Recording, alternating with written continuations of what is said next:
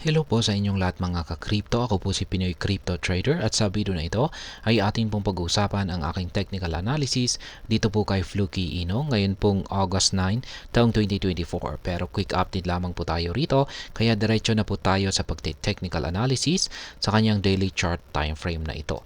At ayan, itong si Fluky Ino ay bumubuo kahapon ng isang bullish candlestick. At ang nangyari po rito ay nakabalik po siya rito sa loob ng ating triangle pattern na ito. Ayan, yan po yung ating triangle pattern dito. Ayan, at ang triangle pattern na ito ay nakapaloob naman sa isang descending wedge pattern dito na binubuo ng dalawang kulay puti na linya. Dahil po sa kulay puti na linya na ito ay meron po tayong pinakamataas na price target dito na nasa 30 digits 31,495. Ayan po ulit. At matagal-tagal na pong naglalaro ang market price ni Fluky Ino sa loob ng descending wedge pattern na ito. At ayan po ulit yung triangle pattern natin dito. Balikan po natin yan.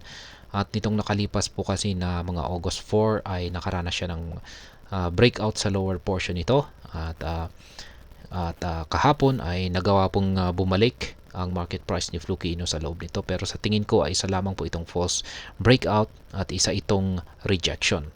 Ayan, rejection para kumuha ng sapat na buwelo para magpatuloy po ito sa kanyang pagbagsak. Kaya yung aking nakikita po na magiging galaw ni Fluky Ino ay ganito pa rin po. Ayan, nagkaroon siya ng breakout. Umangat po siya para magkaroon ng retracement para i-retest yung nabasag na lower portion ng ating triangle pattern na ito. Pagkatapos ay dito po siya magpapatuloy sa kanyang pagbagsak. Kaya yan po yung aking nakikita na magiging galaw ni Fluky Ino sa mga paparating na araw. Sapagkat maliban po dyan ay yung ating Hall Sweet Indicator dito ay nananatili pa rin po na kulay red yung pangangatawan nito. At wala po akong nakikita na pagbabago sa pangangatawan nito kung saan ay patuloy pa rin po itong malusog. Yan, habang humahaba ay patuloy po itong nagiging malusog.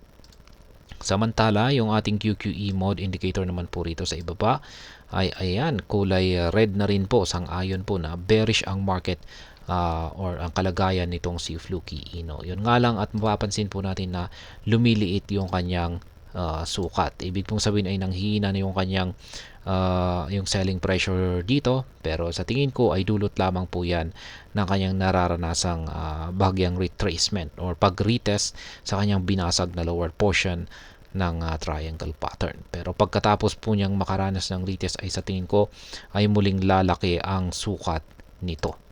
Ayan, mukhang lalaki ulit yung sukat nito. At kapag lumaki yung sukat nito ay ayan, dyan po magpapatuloy yung pagbagsak or nararanasang pagbagsak nitong si Fluky Ino. Kaya ayan, yan po yung aking nakikita na magiging galaw ni Fluky Ino sa mga paparating na araw. Unless na yung QQE bar natin ay nagpatuloy itong lumiit at yung sumunod na mga QQE bar hanggang sa yung hanggang sa lumabas yung mga QQE bar na nabubuo sa pataas na direksyon or sa mataas na bahagi ng ating indicator na ito. Kaya ayan, pagdating naman po sa ating trades ay wala po tayong na trigger na trades dito na di tulad po ni Bitcoin. Ayan, kaya yan, pero okay lang naman po yan kasi meron po tayong kinita rito noong August 7. Nakapag-take profit po tayo dyan. At dito po sa presyong 30 digits 12,901. Kaya masaya pa rin po tayo rito kay Fluky Ino kasi okay na po yung ating nagawang kitain dito. Kaya ayan, pagdating po sa mga trades ay wala pong pagbabago sa aking mga trade setup dito.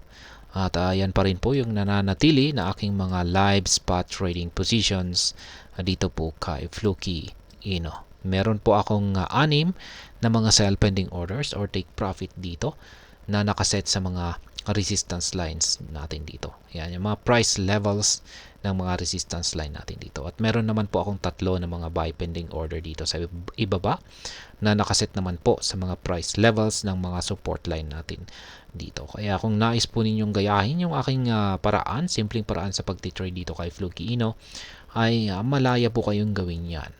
Ayan, malaya po kayong gawin yan. Kung nais nyo man gayahin ito or hindi, ay nasa sa inyo po yan. At yan, yung mga gustong gayahin ang aking strategy na ito ay syempre sa tuwing umaangat si Fluky Ino ay asahan po ninyo na sabay-sabay po tayo nakakapag-take profit. At kapag bumabagsak naman ito ay sabay-sabay naman po tayong nakakapag-accumulate.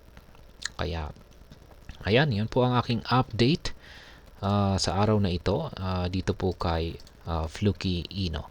Sa mga bago lamang po dito ay check na lamang po ninyo ang description ng video na ito para malaman kung anong platform at mga indicators ang ginagamit ko dito. At hanggang dito na lamang po tayo sa video na ito mga ka-crypto.